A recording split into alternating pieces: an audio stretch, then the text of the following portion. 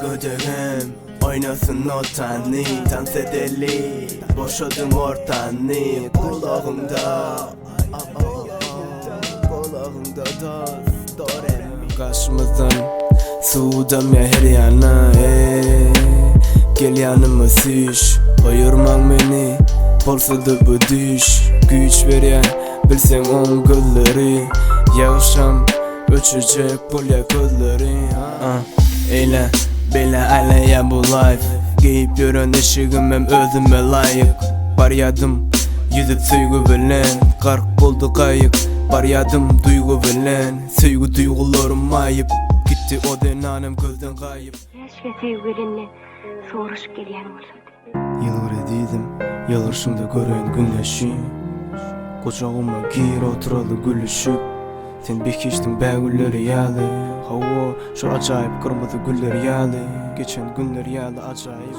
15 Emmemizin barca yerimiz belli. Life üflüyen adam beynileri yerli. Durt novatta kimmemizim şu öyle. Bilen emme canız adım ölüye. Çağılıktan kaldı albümlerden kadırlar. Men ekranımda da yok indi o kanallar. Saçları sıyrılan kellede de Panama. Kapımda da biri sıyır ya, içecek mi diye tuva düşmene kanalı.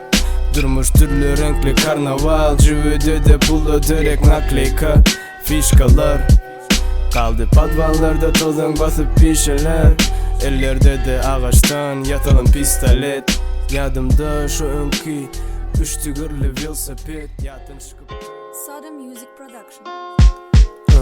Yüreğin bir-birimize el verip koy. Kevemizem yılgırsın geleli öye. Ellerine gül verip koy.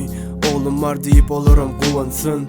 Bilen bolandır bu sada da ulumsu. Bağışlayan adımların küçüsü ya da ulusu. Baydımın bolsun ruhumun tansı. Radyonda ulumsuların sadası. Git bar albaymadan bayışık. Benim ağutun sadakayalı hip hop paylaşıp. Gerek bolsa qaraşay, geregem değil qaraşay.